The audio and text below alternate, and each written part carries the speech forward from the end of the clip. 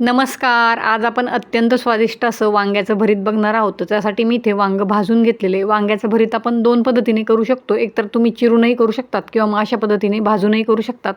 चिरून केलेल्या वांग्याच्या भरतापेक्षा अशा पद्धतीने भाजून केलेलं वांग्याचं भरीत खूप छान लागतं. त्याला छान असा स्मोकली फ्लेवर येतो. तर आता इथे पॅनमध्ये मी तेल टाकून घेतलेले आणि तेल गरम झाल्यानंतर त्यात मी थोडीशी राई टाकून घेतलेली आहे. राई तडतडल्यानंतर मी त्यामध्ये कढीपत्ता आणि कोथिंबीर टाकून घेतलेली आहे. नंतर मी एक बारीक चिरलेला कांदा टाकून तो चांगला लालसर रंगावर परतून घेतलेला आहे. आता यात मी काही मसाले टाकून घेणार आहे, ज्यात मी थोडंसं लाल तिखट, कोथिंबीर मसाला, धना पावडर, हळद पावडर आणि गरम मसाला टाकून घेणार आहे. हे संपूर्ण मसाले आपल्याला एक 5 मिनिटांसाठी तेलामध्ये छान असे परतून घ्यायचे.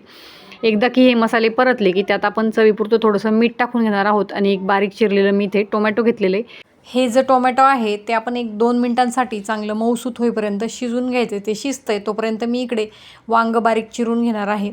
या वांग्याला स्वतःचं जसं तेल सुटलेलं आहे, हे जे तेल आहे तेही आपण भाजीमध्ये टाकून घ्यायचे. म्हणजे आपल्या ज्या भरताची चव आहे ती खूप छान लागते.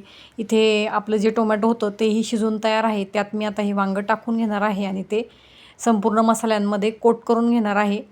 हे जे वांग्याचं भरीत आहे ते चवीला खूप छान लागतं. तुम्ही एकदा नक्की ट्राय करून बघा. रेसिपी आवडली तर चॅनलही सबस्क्राईब करा. आता यामध्ये मी थोडंसं लिंबू पिळून घेणार आहे. लिंबामुळे या ज्या भरताची चव आहे ती खूप छान लागते. बघा किती छान मसालेदार असं आपलं हे वांग्याचं भरीत इथे बनवून तयार आहे. ते मी कोथिंबीर टाकून इथे सर्व करून घेतलेले. रेसिपी नक्की ट्राय करा.